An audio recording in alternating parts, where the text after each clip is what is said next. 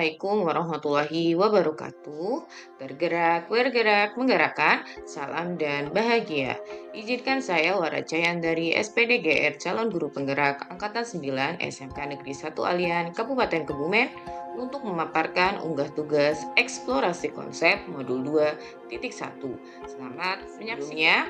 Perkenalkan, Ibu Istiharo SPD selaku fasilitator kelas B2 dan Ibu Trinur Hayati SPD selaku pengajar praktik kelas B2.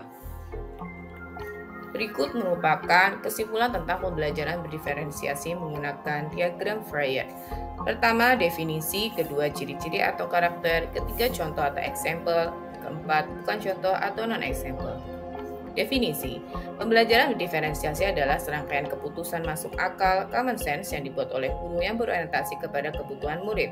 Kebutuhan belajar murid dipetakan berdasarkan 3 aspek, yakni kesiapan belajar, minat, profil belajar murid.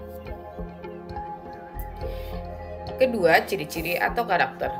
5 poin, yakni kurikulum yang memiliki tujuan pembelajaran didefinisikan secara jelas, guru menanggapi atau merespon kebutuhan belajar muridnya, guru menciptakan lingkungan belajar yang mengundang murid untuk belajar dan bekerja keras, manajemen kelas yang efektif, penilaian berkelanjutan. Contoh atau example. Guru rencana meminta muridnya membuat sebuah draft contoh teks narasi sendiri, kemudian melakukan asesmen terhadap draft teks yang telah dibuat oleh muridnya. Setelah melakukan asesmen, ia menemukan bahwa ada 3 kelompok murid di kelasnya, kelompok A, B, dan C. Informasi yang didapatkan ini kemudian digunakan oleh Ibu Renjana untuk merencanakan pembelajaran di tahapan berikutnya, di mana ia memberikan bantuan lebih banyak untuk murid yang belum memiliki keterampilan menulis, dan memberikan lebih sedikit bantuan untuk murid-murid yang telah memiliki keterampilan menulis dengan struktur yang baik. Dalam contoh di atas, Ibu Renjana mengidentifikasi kebutuhan belajar dengan melihat kesiapan belajar. Terakhir, bukan contoh atau non-example. Ibu Renjana adalah guru kelas 3 SD dengan jumlah murid sebanyak 32 orang. Saat ini ia sedang mengajarkan materi tentang perkalian.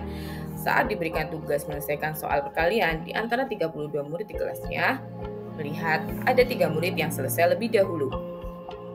Karena dia tidak ingin ketiga anak ini tidak ada pekerjaan dan malah mengganggu muridnya, akhirnya ia memberikan lembar kerja tambahan untuk 3 anak tersebut.